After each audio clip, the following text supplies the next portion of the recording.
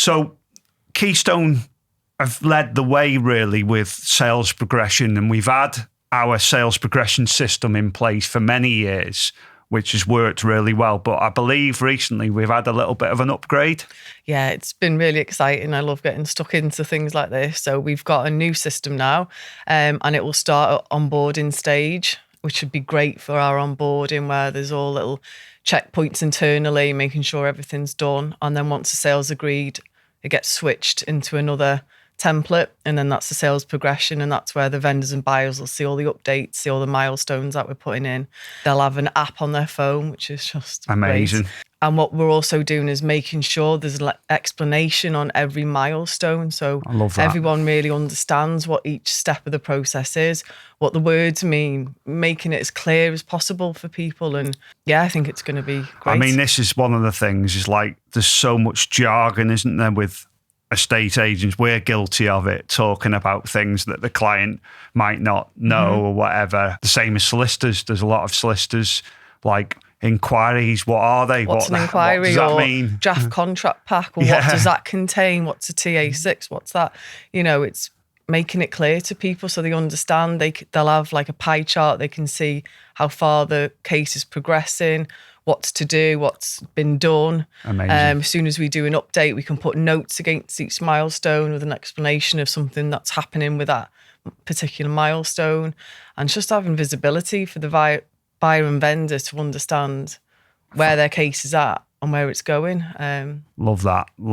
And I'm not sure many people will be aware, but Jill came from a corporate background before she worked at Keystone, and what she learned at Tate and Lyle, where she used to work, was the power of systems and operations and processes, and it just shines through. It's a completely different business now to what it was. Yeah, I just love that, getting stuck in, Yeah. having your internal checkpoints, making sure nothing's missed, triggers for different things.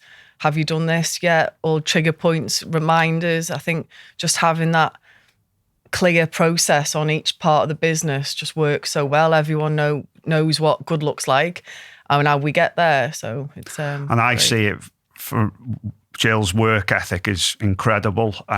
She's often, when I get home at 6-7 o'clock at night, Jill sat there with a laptop going through the processes, just making sure that the client experience for our Keystone clients is second to one. That for me, second to none. That for me is like why I'm doing what I'm doing. Yeah. I want it to be world class. I want it to be the best. And coming from customer service background, I just feel like just what we're doing is amazing already, but there's always room to improve, and just looking at every part of the business, what can we make better?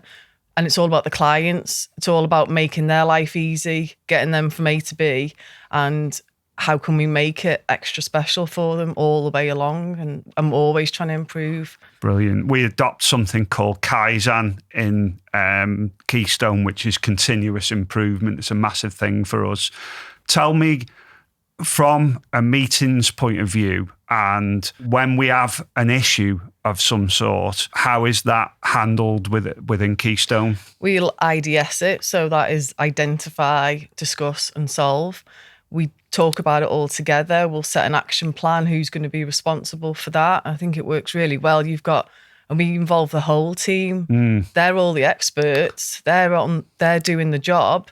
So having that discussion where we come up with solutions together works so well, and making someone accountable to put tasks in place. And I think the whole team seem to like that. Yeah, I think they embrace it. And I enjoy our meetings, certainly when something does come up. I mean, it's not very often, but even if we occasionally we'll have a complaint, but I actually quite like it because it's identifying something in the business that's not quite right. So how's that normally handled? Yeah, we're not perfect. We're striving for it. Exactly. Everyone should always be striving for perfection, but nobody will always be there. And when things do come up, I don't think clients realise that we actually do work on things in the background.